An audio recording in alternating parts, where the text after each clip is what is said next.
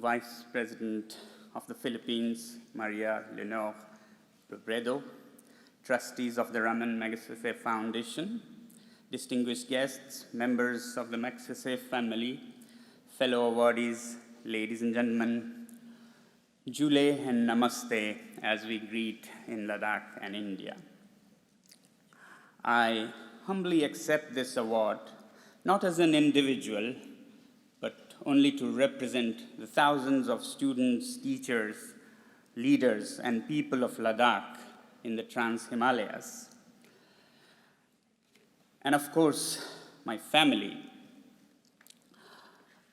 I always say that my work was possible only because I was the youngest child in the family and therefore could afford to be irresponsible and responsible to other causes, while my elder siblings took care of the family.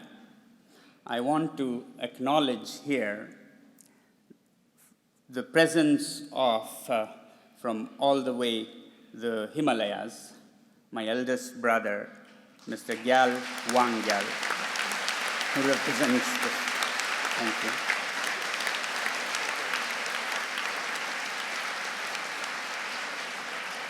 Who represents the siblings and the family, Ms. Norman, who has helped selflessly Ladakhi children for the last 25 years. Mr. Norge, who came to our institute as a student and now teaches and leads the institute, like many others. Ms. Gitanjali, who left everything in Chennai and now leads the alternative university that we are setting up. Thank you.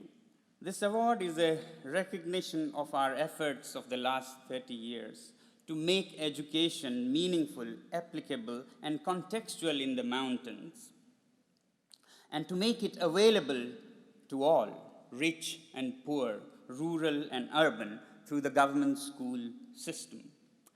Unfortunately, when it comes to education, the world is still stuck in a system that is 300 years old.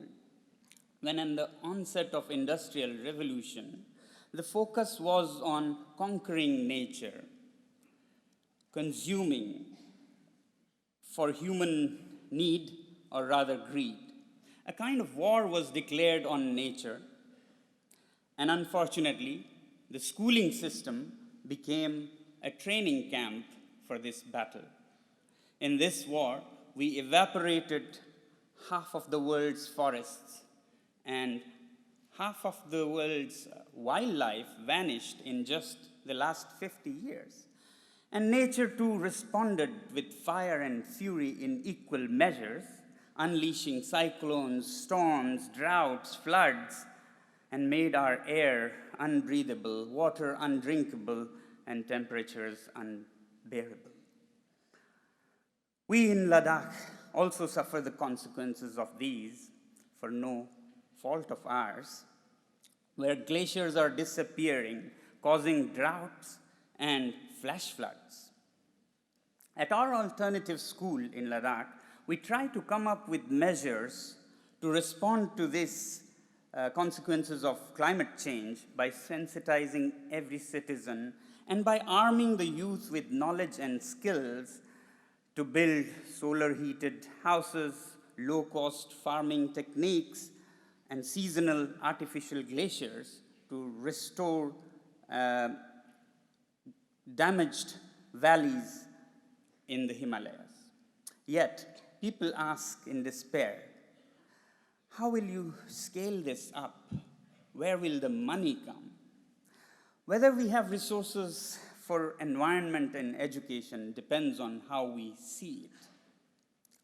There seems to be no dearth of resources when it comes to war and defense. The world today spends $1,700 billion a year on defense. But defense in future will hardly be about India arming itself against the Chinese and China against the USA. It will have to be a collaboration of countries and pooling of their budgets for defense against the new environmental catastrophes and climate change. Let me clarify this.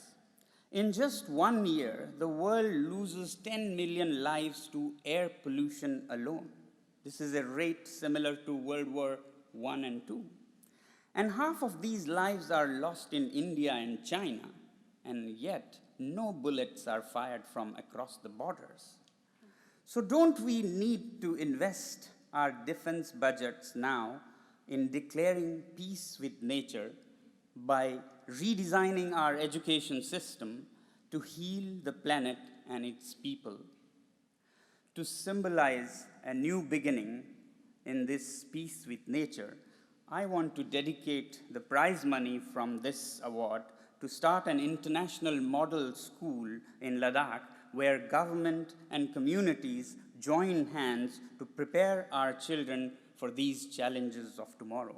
And thank you. Thank you.